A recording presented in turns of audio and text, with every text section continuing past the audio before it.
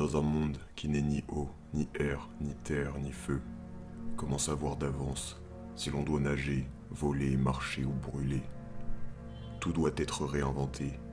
Il n'y a plus rien au monde, pas même les choses dont on ne peut pas se passer, dont il semble que dépend notre existence. Même pas l'aimer, cette suprême certitude, ni sa chevelure, ni son sang que nous répandons avec tant de volupté, ni l'émotion que déclenche son sourire énigmatique chaque après-midi à 4 heures. Tout, absolument toute initiative humaine, a ce caractère réducteur et prémédité du chiffre 4, même certaines rencontres fortuites, les grandes amours, les grandes, les subites crises de conscience. Je vois le sang crasseux de l'homme plein de montres, de registres, d'amour toutes faites, de complexes fatals, de limites. Avec un dégoût que je finis par ignorer, je me meus parmi ces figures toutes faites, connues à l'infini. Hommes et femmes, chiens, écoles et montagnes, peur et joie médiocre révolue. Depuis quelques milliers d'années, on propage comme une épidémie obscurantiste l'homme axiomatique, Oedipe, l'homme du complexe de castration et du traumatisme natal, sur lequel s'appuient les amours, les professions, les cravates et les sacs à main, le progrès, les arts, les églises. La vie devient une scène où l'on interprète Roméo, Cain, César et quelques autres figures macabres.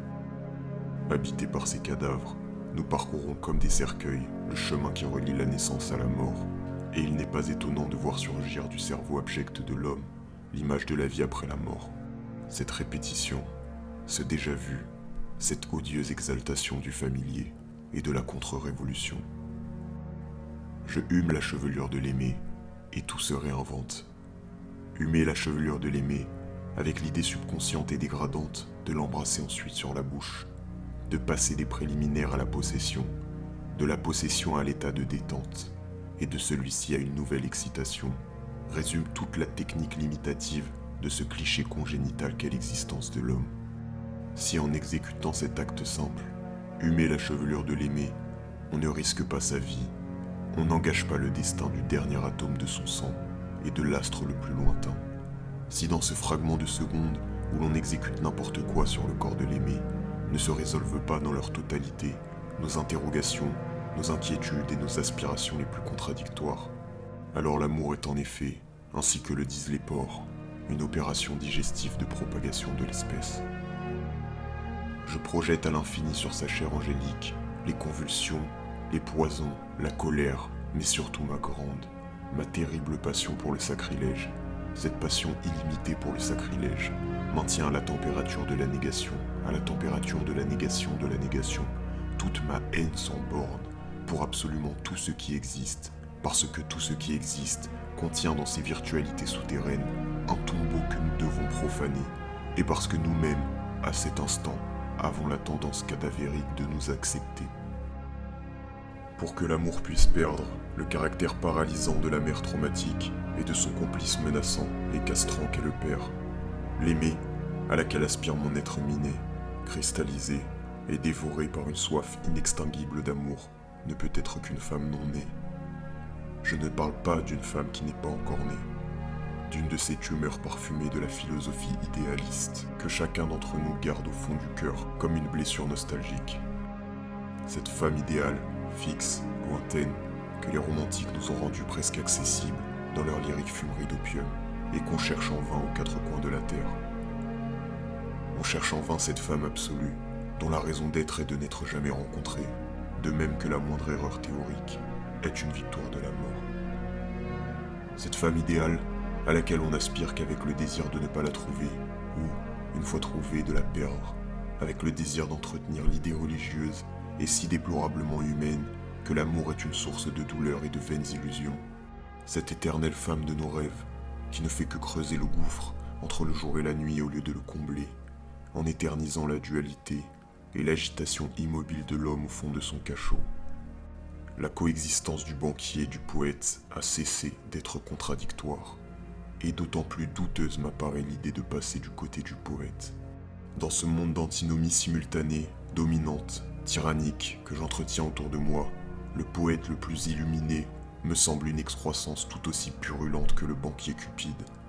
la vie diurne et nocturne, le rêve et la veille de l'homme étant irréconciliables parce que déjà conciliés,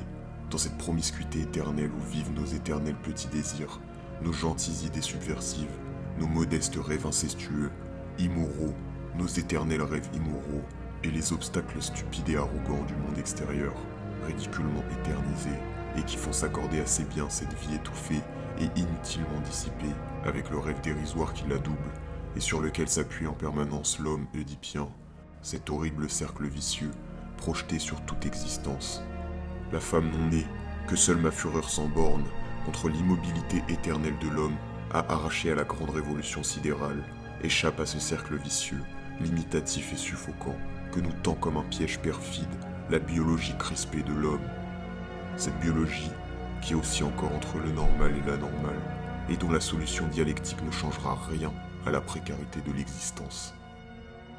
C'est parce que je repousse la précarité de l'existence sous tous ses aspects que je vois la libération de l'homme intimement liée à la simultanéité des solutions. Les sauts de l'homme à l'intérieur de son propre destin doivent résoudre d'un coup toutes les revendications de l'instant. Dans cette correspondance simultanée de nos apparitions révolutionnaires les plus variées, parmi lesquelles il faut compter la manière de se coiffer, d'embrasser, de regarder. Dans ce souci maniaque de ne laisser aucun désir en suspens, de nous résoudre totalement à chaque instant, à être de plus en plus dédaigneux, cruel, irréconciliable, est contenue la garantie que la liberté, une fois atteinte, ne nous sera jamais reprise. Laisser de côté la précarité de l'homme, sa biologie rudimentaire, réactionnaire, funèbre, dans l'espoir vague et progressiste qu'elle sera résolue demain, quand je sais que demain tarde à venir, justement parce qu'on nous interdit, à l'aide du bon sens, de la modestie et du rationalisme, toute tendance à nous dépasser et à briser nos propres limites. Parce que j'ai osé briser ces limites oppressantes, qui s'opposent à la libération intégrale de l'homme, au moment où mes semblables apparents s'entre-suicident lamentablement pour des idées abstraites, comme le beau, la justice et l'honneur, je me réveille seul au milieu d'un vaste cimetière, sans savoir si, à toucher ces cadavres frais, ma main leur apporte une solution miraculeuse, ou si elle ne fait qu'imiter le tremblement lascif du nécrophile, mais avec espoir, avec la certitude irrationnelle que mon apparition au monde contient dans ses multiples déterminantes, dont les plus favorables sont d'origine astrale, la dissolution de ce monde, et que ce voyageur solitaire, qui promène une mélancolie profanatrice et furieuse dans les allées paisibles du cimetière, n'est qu'un amoureux. Sous la pierre tombale que nous sommes habitués à porter sur la poitrine comme une nécessité, le poumon captif de l'homme étouffe, se répète. Ce paralytique fatal aimera fatalement dans n'importe quoi une seule femme, celle que tout le monde aime, la mère.